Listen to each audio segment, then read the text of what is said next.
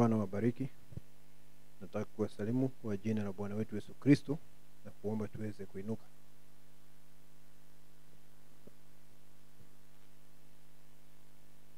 Taomba. Baba yetu Mwenyezi Mungu, kwa jina la Yesu Kristo, Mungu wetu, tungetaka kukaribia enzi yako kwa njia ya imani kupitia damu ya mwana kondoo Yesu Kristo, ili Bwana tuweze kukuabudu na kusifu jina lako Bwana. Bwana, kutoa heshima zetu, ni wewe unastahili Bwana heshima na ibada kila wakati. Umetuonesha mfano kupitia masarafi vile ambavyo anakutumikia Bwana, na muaminio na mtumishi wa kweli anatakiwa Bwana kukutumikia kwa njia hiyo, kwa kicho na unyenyekevu, na siku zote kudumu katika kazi ya Bwana. Mungu wetu, tusaidie kuweza kutimiza hayo, maana tuko na kielelezo katika maandiko. Baba yetu, ninaomba ya kwamba uweze kuwa nasi katika ibada. Mungu wetu, huwezi kulivunja neno lako. Ulisema wawili ama watatu wakikutana kwa sababu ya neno lako, utakuwa miongoni mwao. Basi Bwana, ikupendeze kushuka miongoni mwetu ili uweze kutimiza neno lako, na utusaidie kupitia ibada hii Bwana. Useme na moyo wa kila mmoja wetu kupitia neno lako, na uangalie mahitaji ya kila mmoja wetu Bwana, uweze kuyashughulikia kwa njia ya Roho Mtakatifu. Tuchunguze mioyo yetu Bwana, yote ambayo ni dhambi, yote ambayo ni kinyume na haki, uyatoe Bwana, utufanye wenye haki kupitia damu ya Yesu Kristo. Ninaomba kupitia kwa neno lako Bwana, uinue kila mmoja wetu, utuimarishe na utujenge, kwa sababu hiyo ndio kusudi. Hilo ndilo kusudi la huduma Bwana, ni kumjenga muaminio aweze kufanana na Bwana wetu Yesu Kristo. Pokea sifa na shukrani, tunajiweka mikononi mwako. Wale wanateseka katika miili yao kwa sababu ya maradhi, ninaomba uguse kila mmoja na uweze kuondoa maradhi. Tunaomba kwa imani kwa jina la Bwana na Mwokozi wetu Yesu Kristo. Amen. Tufungua Biblia katika Warumi 9. Warumi 9.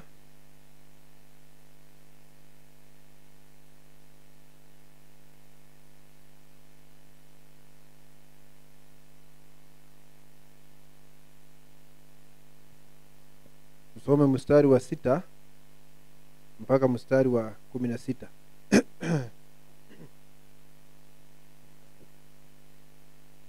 Si kana kwamba neno la Mungu limetanguka, maana hawawi wote wa Israeli walio wa uzao wa Israeli, wala hawawi wote wana kwa kuwa wazao wa Ibrahimu, bali katika Isaka wazao wataitwa. Yani si watoto wa mwili walio watoto wa Mungu, bali watoto wa ile ahadi wanahesabiwa kuwa wazao.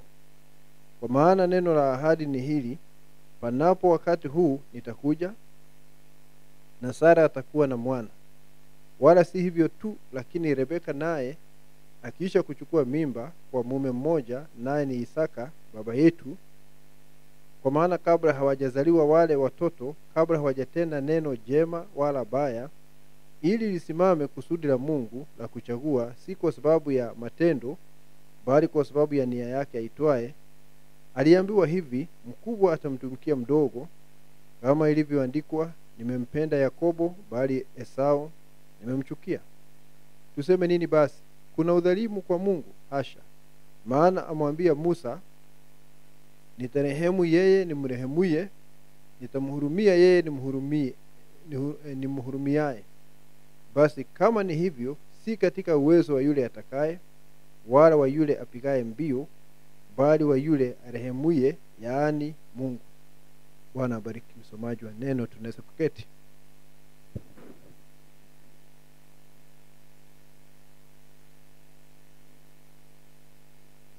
Baada ya kusoma maandiko hayo, ningetaka kuongea juu ya kutimiza maandiko kulingana na aina ya mbegu. Watu hawa wanatimiza neno kulingana na aina ya mbegu na kila mmoja ana maandiko ya kutimiza. Kila mmoja ana maandiko ya kutimiza, na hakuna mtu ambaye anaweza kutimiza andiko ambalo linafaa kutimizwa na mtu mwingine. Hakuna mtu ambaye anaweza kutimiza andiko ambalo linafaa litimizwe na mwingine. Kila mmoja anatimiza maandiko ambayo Mungu alikuwa amepanga kabla ya misingi ya ulimwengu ya kwamba atatimiza hayo. Kiangalia kwa mfano wakati wa Bwana wetu Yesu Kristo, kulikuwa na makundi tofauti ya watu. Kulikuwa na wateule, wanafunzi wake ambao walikuwa wanamfuata, wale ambao walienda siku ya Pentecost wakajazwa kwa Roho Mtakatifu. Hilo lilikuwa ni kundi moja wakati wa Bwana wetu Yesu Kristo, na walikuwa na maandiko yao ya kutimiza. Na baadaye kulikuwa na watu kama Nikodemo na Gamaliel, na hao hawakuwa wateule wa Mungu, lakini walikuwa ni watu wazuri wa Mungu. Na hao watu hawakuweza kushika ama kuelewa siri ya kuzaliwa mara ya pili. Tunaona Yesu akiongea na Nicodemus akashindwa hilo jambo la kuzaliwa mara ya pili, hakulielewa. Na nabii anasema hata hivyo alimtetea Yesu katika lile baraza la kidini. Gamaliel alitetea wanafunzi katika baraza hilo la kidini, na nabii anasema hawatapoteza thawabu yao, watapata uzima wa milele, ila watapata uzima huo katika ule ufufuo wa jumla. Baada ya ufufuo wa jumla kwenye kiti cha hukumu watapata uzima, lakini sio wateule wa Mungu, wala hawatapotea. Ndio sababu hawakuweza kuelewa siri ya kuzaliwa mara ya pili. Kulikuwa na kundi lingine la mtu kama Judas, ambaye ingawa alikuwa ndani ya kanisa la kweli, mahali Yesu Kristo yuko na wanafunzi wake, alikuwa ni uzao wa nyoka. Na hata hivyo walitumika, alionyesha miujiza, alionyesha nguvu za Roho Mtakatifu, lakini hatima yake ilikuwa ni kusaliti neno na kwenda kuzimu. Na ndio sababu Biblia inasema ya kwamba alipoanguka kutoka kwa huduma ya kimitume kupitia tamaa ya fedha, alianguka akaenda mahali pake mwenyewe. Kwa hiyo tunaweza kuona makundi hayo yalikuwako wakati wa Bwana Yesu Kristo, na kila mmoja ni lazima atimize maandiko yake. Hakuna mtu ambaye anaweza kutimiza maandiko ya mwingine. Hakuna kundi ambalo wanaweza kukosa kutimiza maandiko yao. Kila watu lazima watimize maandiko yao, kwa sababu Mungu ametabiri hivyo kimbele. Ni kama vile huwa tunasema mara nyingi, na tunanukuu ujumbe tunaposema hivyo, ya kwamba wakati unakuja katika haya maisha, unakuja udhibitishe mahali pako katika maisha. Ulipatiwa sehemu kabla ya misingi ya ulimwengu, na unakuja hapa uweze kudhibitisha nafasi yako katika maisha, kuishi kulingana na vile Mungu alikuona kabla ya misingi ya ulimwengu. Na kile ambacho kinajalisha sana ni aina ya mbegu. Aina ya mbegu ndio inajalisha sana, na unajua mbegu haiwezi kubadilika. Ikiwa ni kondoo haiwezi kuwa mbuzi, mbuzi haiwezi kuwa kondoo. Mbegu haiwezi kubadilika. Kile ambacho kinajalisha sana ni mbegu, na hiyo mbegu ikihuishwa inaanza kuleta uzima, inaanza kuleta uzima ulio ndani yake. Na hata upako wa Roho Mtakatifu hauwezi kubadilisha mbegu. Tuseme mtu si mtoto wa Mungu na upako wa Roho Mtakatifu shuke juu yake, hata kuwa mtoto wa Mungu. Anaweza kuonesha ishara na maajabu, anaweza kuombea wagonjwa kama Judas na wapone, lakini hiyo haitamfanya mtoto wa Mungu, kwa sababu upako unaposhuka kwa namna hiyo ni kama mvua ambayo ikianguka kwenye shamba, basi michongoma inaweza kutokea ambayo haina faida kwa mkulima, na vyakula ambavyo vina faida kwa mkulima pia vinatokea kwa sababu ya mvua kuanguka kwenye shamba. Wakati nabii alileta huo ujumbe watu wa mafuta wakati wa mwisho, alisema linaweza kusikika ni jambo la kitoto sana, nikisema ya kwamba mvua inaweza kuangukia mtu ambaye si mbegu ya Mungu, na ataonesha ishara na maajabu, na kisha atakaidi neno. Kile Mungu amesema usifanye, hicho ndicho atafanya, na ameonesha ishara na maajabu. Ndio sababu nabii anasema hatuwezi kuangalia ishara ambazo watu wanafanya katika huduma zao na maajabu ili tuweze kusema kama wana Mungu ama hawana Mungu. Ni lazima kila wakati tuweze kuangalia neno.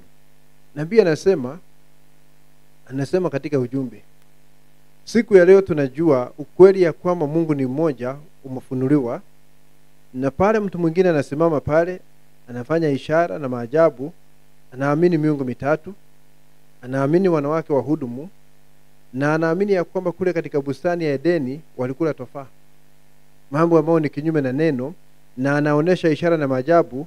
Nabii anasema kaa mbali sana na huyo mtu. Usikaribia huyu mtu eti kwa sababu anaonekana kuwa na ishara na maajabu, kaa mbali sana na huyo mtu, kwa sababu hatuangalii ishara, kile tunaangalia ni usahihi wa neno. Akasema hawa watu ambao wanafanya ishara, unawezaje kuwatofautisha? Unawezaje kubaini ya kwamba huyu si mtu wa kweli na anafanya ishara? Biblia inasema ya kwamba kwa matunda yao mtawajua. Na pia anasema matunda ni kile wanafundisha katika huo msimu.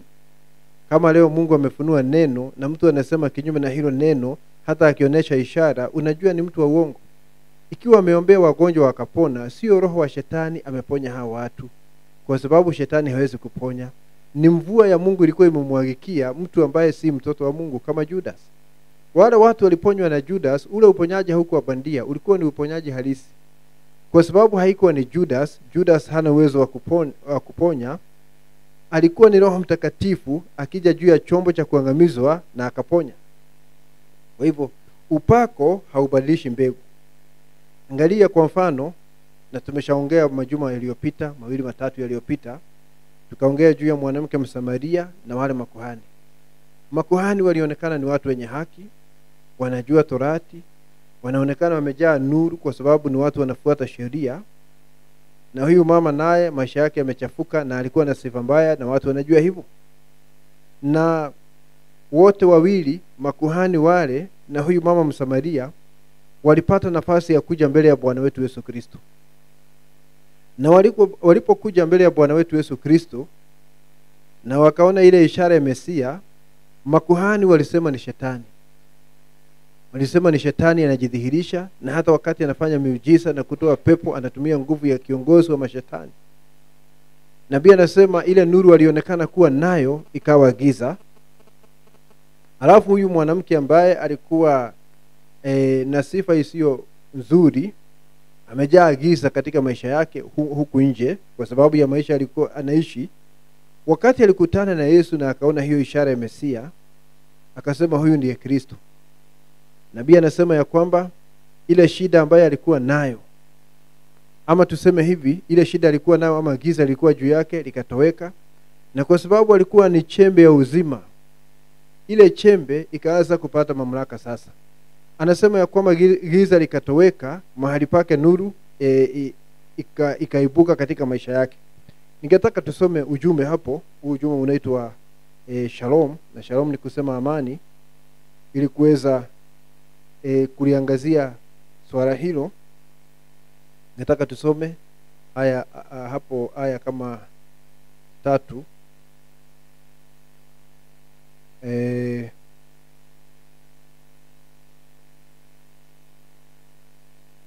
Nataka tusikie.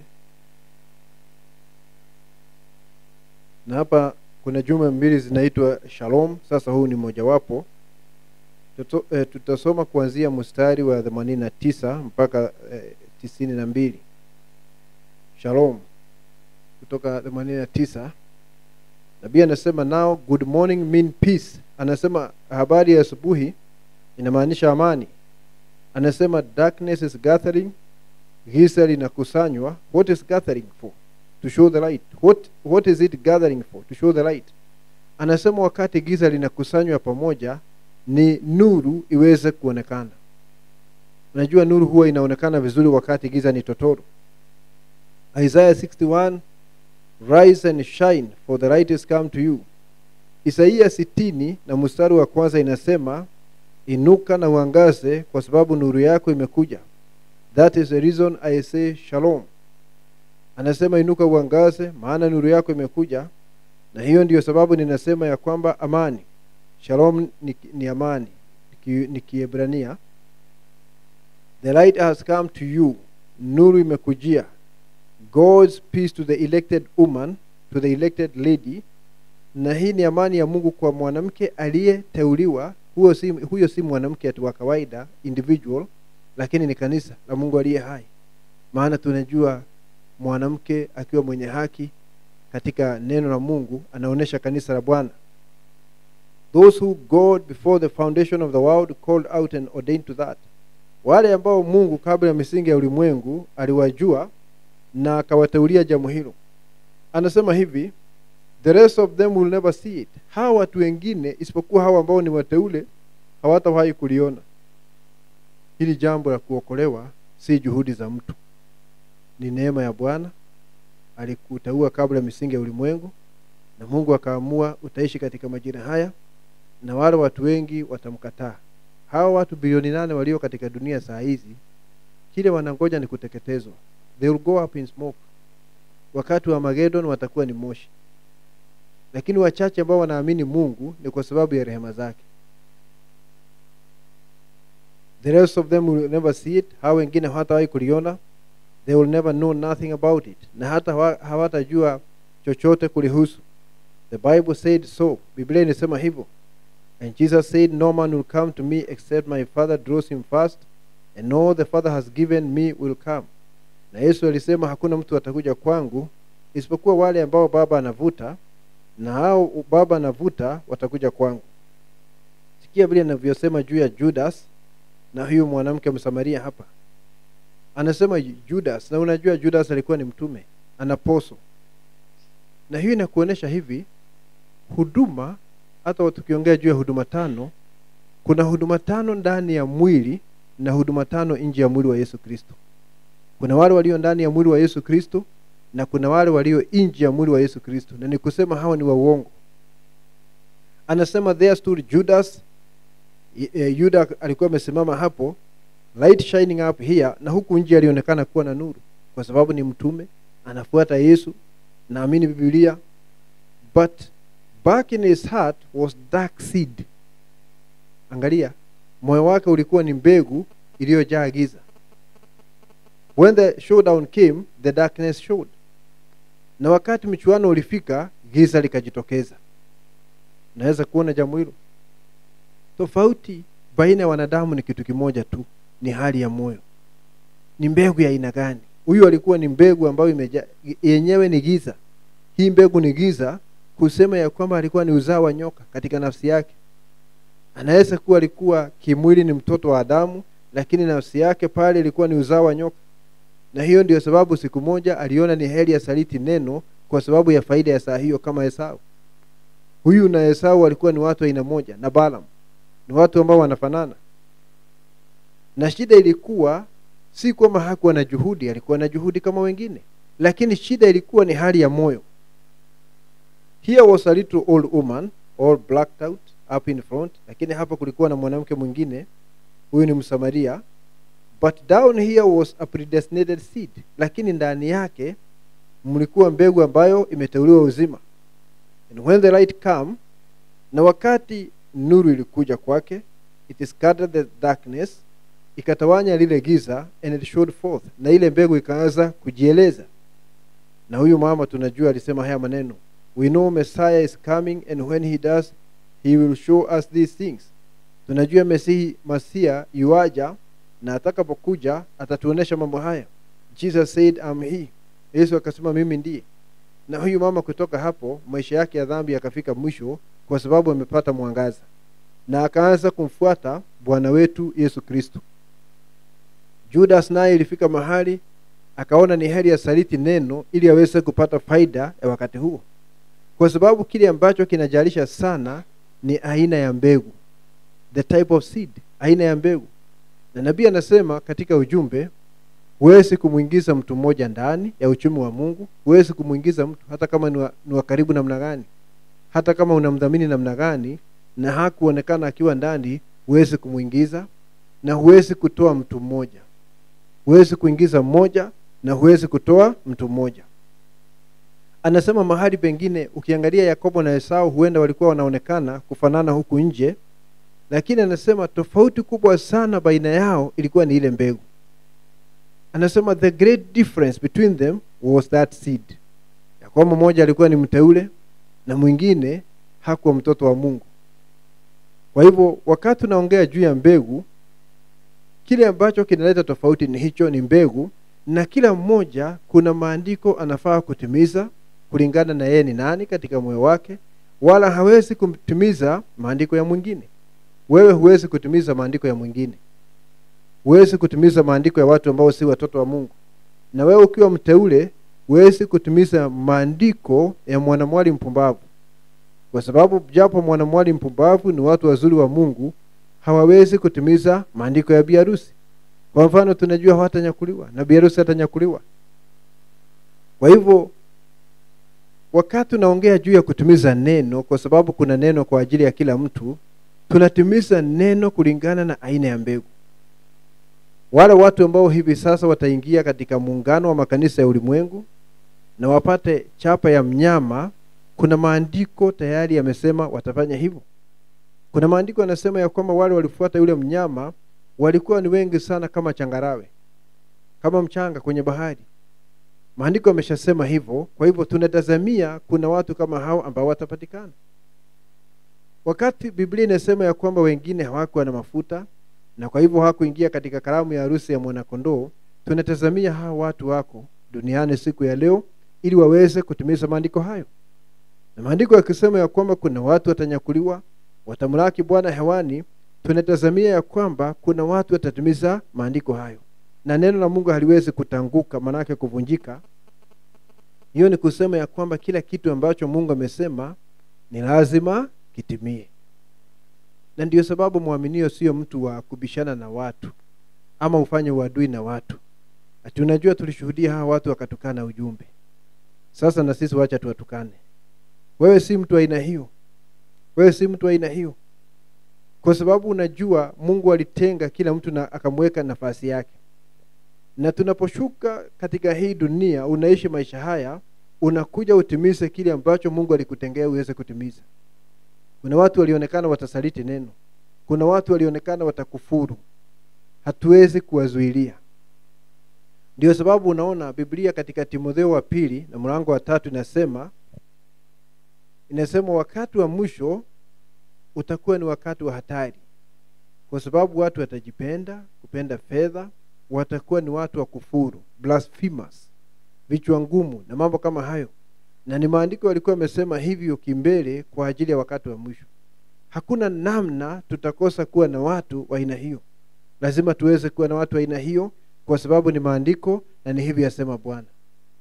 Na siku ya leo wakati tunaona watu kama hawa wametokea katika ulimwengu, tunaweza kuonyesha kidole tuone vile maandiko yalikuwa yamesema juu ya watu kama hao. Na unajua ukiwa hapa unatakiwa nawe ujue umekuja hapa kutimiza nini, ili usipoteze time. Sijui kama umewahi kwenda kwa shule ukaona kuna wanafunzi wengine hawana haja na kusoma. Haja yao ni kukaa huko, anaenda hata wale wako university, anaenda kunywa pombe huko. Siku ya mtihani ikifika haja kuwa akisoma, kwa hivyo anadifaa. Anadifaa, yani anaahirisha masomo yake. Ama anaenda analeta imposter, analeta mtu kutoka nje anamlipa, aketi chini afanye mtihani kwa ajili yake. Yani hana haja na masomo, yuko pale kwa sababu analipiwa. Kuna watu wako hivyo, wale wetu wengi katika hii dunia wako hivyo. Hawana tumaini na uzima, na hawana uzima wa milele katika ulimwengu huu ama ulimwengu ujao. Na sasa kama ni hao unafuata, wewe ndio unapoteza wakati wako, kwa sababu wewe unatakiwa kujua kwamba kuna ahadi katika maisha yako. Ndio sababu Paulo, Roho Mtakatifu akiwa ndani yake, akijua kwamba hali zingekuwa namna hii, alisema tukomboe wakati. Je, wewe unakomboa wakati? Angalia ule muda watu wanapoteza kupitia internet, social media, TikTok, ili apate mambo ya kumfurahisha. Ana swipe anaona hiyo, anatoka hapo ana swipe anaona hiyo nyingine.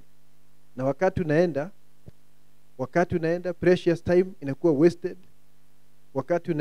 Wakati ambapo angetumia kufanya mambo ambayo yatamfaidi, angeomba, angetafakari juu ya neno, angefanya study ya Biblia ama ya ujumbe, lakini anatumia muda wake kwa njia hiyo. Ama hata kushuhudia ni kazi ya muhimu sana kwa muaminio. Paulo anasema ya kwamba tukomboe wakati, kwa sababu tunaishi wakati muovu.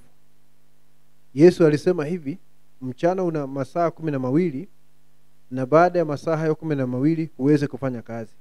Tufanya kazi wakati kuna nuru. Hii ni nafasi Mungu ametoa ili tuweze kupatikana katika kazi ya Bwana. Maana saa inafika mahali ambapo kile tunafanya saa hii hakitawezekana. Unajua saa itafika makanisa yatafungwa, tutatawanyika. Nafikiri unajua mambo hayo. Kwa hivyo ni vizuri kuchukua nafasi kufanya kile ambacho kinafaa ukisha kujua wewe ni nani. Na kwa sababu nimesema hivi, unatimiza neno kulingana na wewe ni nani. Mteule anaweza tu kutimiza maandiko ambayo yanahusu wateule. Mtu ambaye ni uzao wa nyoka lazima atimize upande wake. Lazima akufuru, lazima akatae neno, lazima asaliti neno, lazima aingie katika muungano wa makanisa apate alama ya mnyama, lazima aishi maisha ya dhambi. Unaona? Kwa sababu ni aina ya mbegu. Unaona, Judas wakati alikuwa pale akionekana ni brother mzuri sana na anaamini Bwana wetu Yesu Kristo, lakini hangeenda mpaka mwisho akiwa katika hiyo hali ya kujifanya. Lazima saa ingefika wakati mmoja aweze kuonesha rangi zake. Na hakuna mtu atatoka katika haya maisha kabla ya kuonesha rangi zake. Kwa sababu wakati wa mtihani lazima utashuka. Ndio sababu kwa mfano unasikia Ufunuo 3:10 ikisema, kwa sababu umedumisha neno la subira yangu, nami nitakulinda katika saa inayokuja ya kuwajaribu wote ambao wanakaa juu ya uso wa dunia. Na hiyo saa unajua ni shinikizo ya kuingia katika baraza la makanisa. Naye Mungu atakulinda saa hiyo kwa sababu umekuwa ni mwaminifu kwa neno lake. Unaona? Sasa lazima tujue mtihani ukija unakuja kuonesha watu ni watu aina gani. Watoto wa Mungu ni akina nani na watu wasio watoto wa Mungu ni akina nani. Gideon akapeleka watu pale kwenye mto ili wanywe maji, na wakanywa maji wale wengi kwa njia moja, wachache sana kwa njia tofauti. Mungu akamwambia hawa wachache ambao wamekunywa kwa njia tofauti, hawa ndio tutatumia kuweza kupigana vita dhidi wa Midiani na wale wengine. Hawa ambao walikuwa ni wachache sana. Kwa sababu saa ya kujaribiwa lazima ije. Nabii anasema the testing time must come to every person.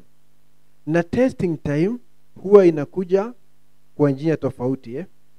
Kuna wakati wa kujaribiwa wa muaminio binafsi kama Ayubu. Lazima wewe ujaribiwe, lazima upitie season yako ya majaribu, na sio mwingine, ni wewe. Ni wewe Mungu anajaribu. Ni wewe anajaribu ionekane vile utafanya na neno. Kuna testing time ya local church. Mungu anaachilia crisis inaingia ndani ya kanisa. Na ni Mungu anaachilia. Anaachilia hapa kuna kuwa na ndugu labda amejaa poison ndani yake ya kiroho na ana uwezo wa kushawishi watu ionekane ni akina nani watainama upande ule, ama ni akina nani watasimama naye, ama mambo mengine ambayo yanakuja kuleta msukasuko ndani ya kanisa. Ni testing time ya hilo kanisa. Ili kama kuna mtu ambaye hakutakiwa kuwa pale, anaweza kuondolewa ende zake. Na kuna testing time ama kujaribiwa kwa biharusi katika ngazi ya ulimwengu. Kwa mfano siku hizi ikija itasonga kila muaminio katika dunia hii. Kwa hivyo majaribu haya huwa yanaletwa katika viwango tofauti. Biharusi wa dunia yote, hicho ni kiwango kimoja. Kanisa kama hili linaweza kuwa na wakati wake wa kupitia hali ngumu, misukasuko, na mtu binafsi anakuwa na wakati wake wa kujaribiwa. Lazima majaribu yaje ya kuonesha nani ndiye nani na amesimama upande gani. Ni majaribu yanakuja. Na halafu tunaweza kuona ni mtu aina gani. Wakati mtihani ulikuja, Judas alienda upande ule wa kusaliti neno. Wakati akina Petro aliulizwa na Yesu, hata nyinyi mnataka kwenda baada ya wale 70 kwenda? Akasema twende kwa nani, na ni wewe uliye na maneno ya uzima. Kwa sababu alikuwa ni mteule wa Mungu, hata kama haelewi kile Yesu anasema saa hiyo, ni lazima, hata kama haelewi, lazima angesimama na neno, kwa sababu alikuwa ni sehemu ya hilo neno kabla ya misingi ya ulimwengu. Ndio sababu wakati nabii alipoteza familia yake miaka ya 30, mke, mtoto na wengine katika familia, siku moja akakutana na mtu mmoja ambaye alikuwa ni mtu tajiri. Akamuuliza, Bill, baada ya hizi shida zote uliweza kudumisha dini yako? Akasema, sikuweza, hiyo ndio ilinidumisha. I did not keep my religion, rather my religion kept me. Si mimi nilidumisha imani, ni imani ilinidumisha. Kwa sababu gani? Kwa sababu tuliteuliwa. Nabii aliambiwa usinywe pombe na usiharibu mwili kwa sababu kuna kazi utanifanyia, na siku moja alijaribu kunywa. Hata kuna wakati alikuwa na girlfriend ambaye alikuwa anaita njiwa, Dove. Akasema, lakini siku moja nilivunjika moyo wakati niliona njiwa akivuta sigara. I saw the dove smoke one day. Si kwamba nabii hangeingia katika dhambi, lakini Mungu alimlinda. kwa sababu ni Mungu ana uwezo wa kulinda na kudumisha. Ndio sababu wakati mwingine unaweza kuokoka, ukiokoka na watu wanajua ulikuwa mtu mbaya na mtu mkatili, wanasema huyu tunampatia miezi 6 tarudi nyuma. Lakini wanashangaa sana, wanaona miaka imeenda na huoneshi dalili ya kurudi nyuma, kwa sababu ni Mungu anadumisha, anakuokoa na anadumisha. Ndio sababu Yesu alisema ya kwamba hawa kondoo walio katika mkono wangu hakuna mtu anaweza kunipokonya hata mmoja. Ni Mungu anakulinda. We are kept by the power of God. Tunalindwa na nguvu za Mungu. Tukisema hivyo ya kwamba tunatimiza maandiko kulingana na aina ya mbegu, siku ya leo kuna sehemu ambayo hakuna mtu mwingine anaweza kutimiza ila washirika wa biharusi. Mihuri 7 imefunuliwa. Tunajua hivyo. Muhuri wa 7 ni ujumbe wa siku ya leo. Muhuri wa 7 ni siri ya kuja kwa Bwana. Na wakati nabii analeta muhuri wa 7, alisema nimeona muhuri wa 7 umewekwa katika sehemu 3. Na hizi sehemu hasa ni awamu. Awamu moja inafuatwa na awamu nyingine, inafuatwa na awamu nyingine. Na tunaweza kuongea kwa njia nyingi, na sitaki kuingilia sana mambo hayo. Lakini kwa mfano katika ule ujumbe ambao unaitwa the rapture, unyakuo, nabii anasema wakati Bwana anakuja, katika Wathesalonika wa kwanza 4 anakuja na mwaliko number 1, sauti ya malaika mkuu number 2, na number 3 tarumbeta ya Bwana. Mambo matatu. Anasema mwaliko ni mkato wa uzima kwa ajili ya bi harusi aliye hai. Anasema hivyo. Anasema sauti hii ya malaika mkuu ni kama ile ambayo ilimfufua Lazaro. Anasema baragumu ndio itakunyakua kimwili uweze kukutana na Bwana wetu Yesu Kristo kule angani. Nabii anasema mambo hayo. Wakati alileta muhuri wa 7 mwaka 63, alisema hapa kuna sehemu nimeona, na hiyo tunajua ni mwaliko. Sehemu nyingine ilifunuliwa jana, na hiyo tunajua ni baragumu ya Bwana. Na sehemu moja hapa sielewi kwa sababu imewekwa katika lugha isiyofahamika. Kasema ni kwa sababu majira ya kuelewa jambo hilo hayajafika, lakini tunaelekea majira hayo. Anasema we are moving into that cycle. Na unajua neno haliwezi kutimizwa bila chombo cha kibinadamu. Ikiwa hiyo sehemu haitatimizwa wakati nabii akiwa hapo, lazima itimizwe ndani ya watu fulani. Na Mungu hawezi kutimiza neno lake bila chombo. Lazima awe na chombo, na chombo ni mwanadamu ambaye atatimiza neno hilo. Ndio sababu unaona wakati Isaia aliangalia kule juu na alipoona Mungu kule, na akaanza kukiri dhambi zake, na serafi akatumwa na makaa ya moto akatakasa midomo yake, akaambiwa dhambi yake imeondolewa, kwa sababu alisema ole wangu nimemuona Bwana. Sauti ikasema ni nani atatuendea? Tutamtuma nani? Kasema niko hapa nitume. Kwa sababu lazima Mungu daima wakati anatekeleza mambo yake hapa duniani atumie chombo cha kibinadamu. Ndio sababu nabii anasema siku ya leo Yesu hana miguu mingine isipokuwa yako, hana mikono isipokuwa yako, hana ulimi isipokuwa wako, hana macho isipokuwa. Kwa hiyo akitaka kitu kitimizwe ambacho kinahusiana na injili, si na siasa ya nchi. Siasa ya nchi hatuko hapo. Kuna vyombo vya kutumika kwa sababu ya siasa ya nchi. Unajua wanasiasa kwa ujumla si watoto wa Mungu. Lakini Mungu akitaka kitu kitimizwe katika mambo ya kiroho, anatumia watoto wake. Anatumia watoto wake, wao ndio vyombo ambavyo anatumia mambo ambayo yanahusiana na injili ya Bwana wetu Yesu Kristo. Na hapa nabii akasema nimeona kitu kikiruka katika chumba changu.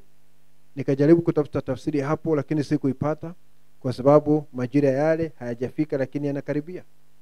Ni sehemu fulani katika muhuri wa 7.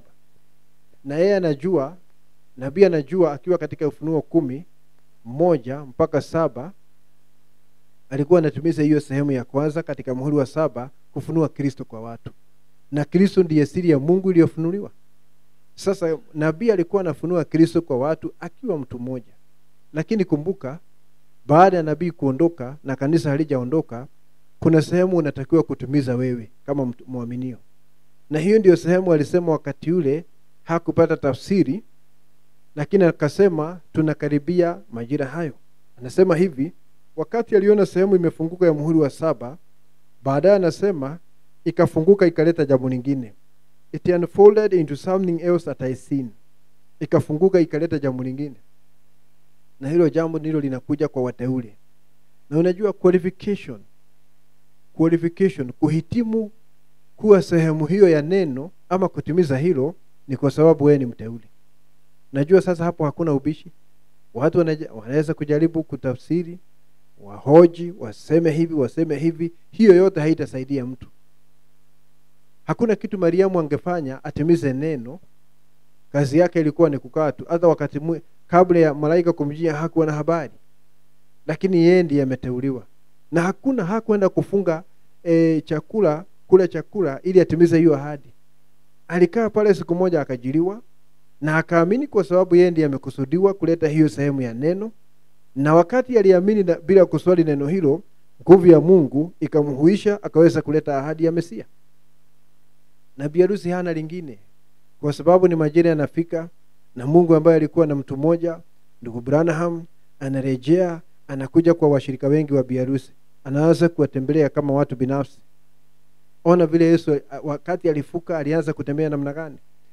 Kwanza alitokea Mariamu Magdalene, baadaye Cleopa na mwenzake, baadaye wale 11, baadaye wale 500. Anaenda akitafuta wale ambao ni wateule. Na nabii anasema hivyo ndivyo Roho Mtakatifu anafanya siku ya leo. Anatafuta wateule ili aweze kuwahuisha, kwa sababu ni wao watanyakuliwa. Hapa unajua hata usijaribu kujifanya kitu ambacho hauko.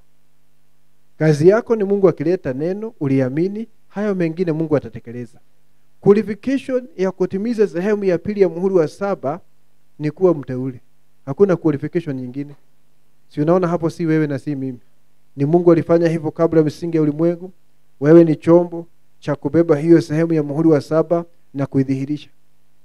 Na kwa sababu Mungu ndiye anajitafsiria neno lake, sehemu hiyo ikihuishwa, hapo ndio tunaona super church na super race. Kanisa kuu, tabaka kuu la watu. Tunaona sauti ya malaika mkuu ndani ya watu. Tunaona wana wa Mungu waliodhihirishwa. Tunaona upendo mkamilifu, tunaona imani kamilifu.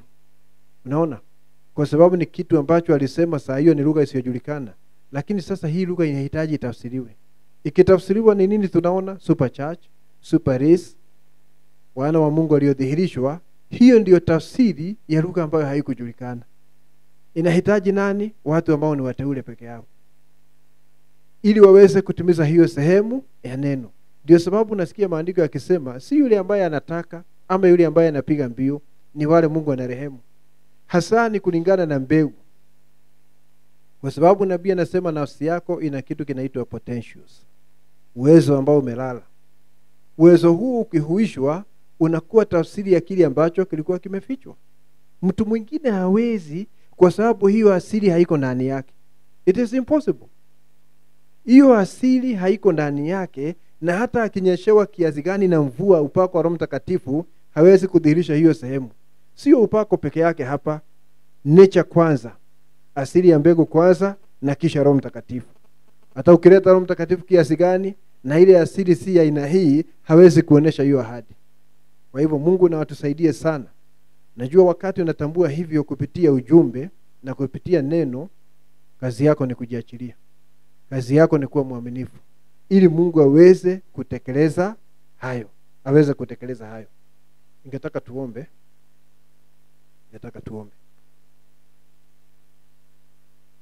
Baba, kwa jina la Yesu Kristo, tunaenzi jina lako. Tunajua wewe ni Mungu. Tunasema ya kwamba unastahili. Asante Bwana kwa sababu ya vile ambavyo hukutuacha bila tumaini, lakini umeshuka Bwana na ukafungua ahadi za neno za majira haya kwa ajili yetu. Ninaomba kwa imani kwa jina la Yesu Kristo, uzidi kusaidia kila mmoja wetu. Mungu wetu, tumepokea kiasi, lakini hatuwezi kuridhika na kiasi. Tungetaka utimilifu wa kila ahadi ambayo Bwana umeitangaza kizazi hiki kwa ajili yetu. Asante Mwenyezi Mungu, saidia kila mteule wako Bwana aweze kujifahamu, aweze kujasirika kuingia katika sehemu yake, aweze kupokea urithi wake, aweze kupokea uwezo wa kudhihirisha Bwana wetu Yesu Kristo majira haya. Uhuishe kila mmoja kwa njia kamilifu, ili uzima ambao ulikuwa ndani ya hiyo chembe ya uzima uweze kujieleza katika majira haya. Na umesema katika ujumbe siku ya leo ya kwamba mbegu ya Mungu ni wale ambao wanaweza kuonesha neno la Mungu katika majira hayo. Asante Baba, pia unajua upungufu tulio nao, madhaifu ni mengi. Tusaidie kila mmoja wetu tuweze kuwa ni washindi wa hiki kizazi. Tusamehe dhambi zetu na makosa kwa damu ya Bwana wetu Yesu Kristo. Hatia zetu ziweke kwenye bahari ya sahau Bwana, ili Bwana kusiwe na kumbukumbu kama hilo mbele zako. Tusaidie tutembee katika haki na tutembee katika mapenzi yako yaliyo makamilifu. Mipango aliyo nayo Ibilisi, kwa sababu anajaribu kukwamisha kazi yako, ushindi usipatikane, ninaomba kwa jina la Yesu Kristo uweze kuangamiza mipango yake. Mungu wetu, na kila ndugu na kila dada aweze kuwa mshindi na aweze kuwa na ushuhuda. Asante Mwenyezi Mungu, tunasifu jina lako, tuasema unastahili. Na tunaomba kwa imani kwa jina la Bwana wetu Yesu Kristo. Amen.